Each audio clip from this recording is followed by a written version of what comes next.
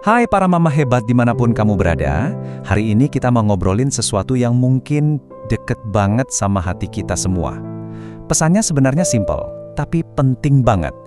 Bu, kamu itu boleh banget kok merasa capek. Duh, kalimat ini rasanya ngena banget ya. Kalau hari ini kamu capek, nangis, dan merasa nggak cukup, kamu nggak sendirian. Kalau kamu lagi ngerasain persis kayak gini sekarang, coba dengarkan baik-baik. Kamu nggak sendirian.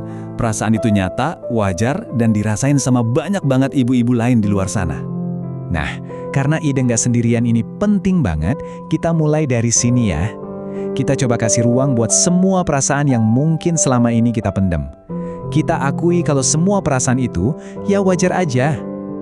Oke, setelah kita kasih ruang untuk perasaan itu, sekarang kita ambil langkah selanjutnya yang nggak kalah penting, mengubah cara pandang kita. Karena ini nih, inti masalahnya. Lelah itu bukan tanda kegagalan. Yuk, kita bongkar bareng-bareng kebohongan yang mungkin udah lama banget bersarang di kepala kita. Coba deh kita resapi kalimat ini bareng-bareng. Aku ulangi sekali lagi ya. Jadi ibu yang lelah itu bukan pertanda kegagalan.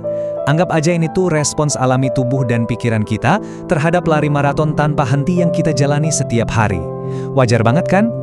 Kenal nggak sama suara di kepala yang ada di sebelah kiri ini? Aku kok rasanya gagal ya jadi ibu? Aduh, rasanya berat banget ya kalau pikiran itu muncul. Tapi sekarang, coba kita geser pandangan kita ke kanan. Realitanya adalah, kamu itu lagi belajar seiring berjalannya waktu. Ini bukan kegagalan, ini namanya proses.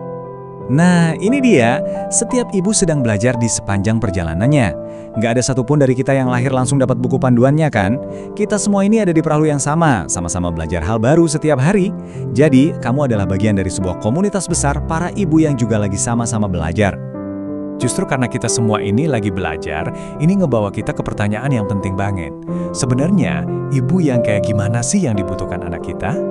Tenang, jawabannya bakal bikin kamu lega. Mereka itu nggak butuh ibu yang sempurna, tapi ibu yang cukup baik.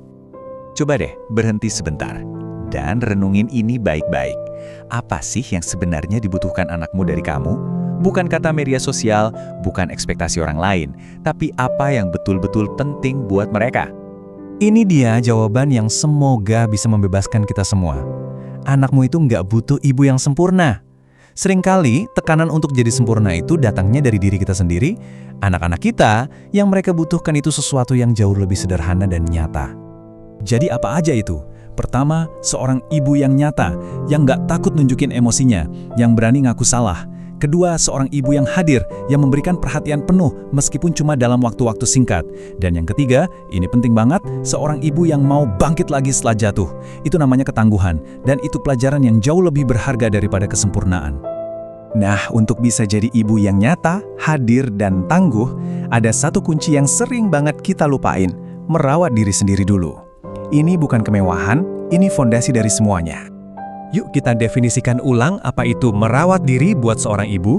Ini bukan tindakan egois, sama sekali bukan.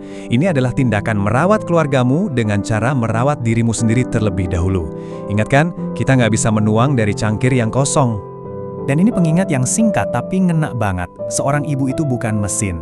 Kita punya batas, kita punya kebutuhan, dan kita butuh di-charge juga supaya bisa berfungsi dengan baik. Dan inilah kita sebenarnya, bukan mesin, tapi manusia. Manusia biasa yang setiap hari berjuang dan belajar untuk mencintai keluarganya dengan sekuat tenaga. Jadi rasa lelah itu, ya itu bukti dari perjuangan cinta yang luar biasa itu. Sebagai penutup, aku mau kasih kamu satu pertanyaan buat direnungkan. Apa satu hal kecil aja yang bisa kamu lakukan buat diri kamu sendiri hari ini? Nggak usah yang besar-besar. Mungkin cuma 5 menit nikmatin teh hangat tanpa diganggu, atau dengerin satu lagu favorit sampai habis. Apapun itu. Dan terakhir, tolong dengarkan ini baik-baik ya. Bu, tarik napas. Kamu sudah melakukan yang terbaik hari ini. Coba terima itu. Rasakan itu di dalam hati. Kamu sudah cukup.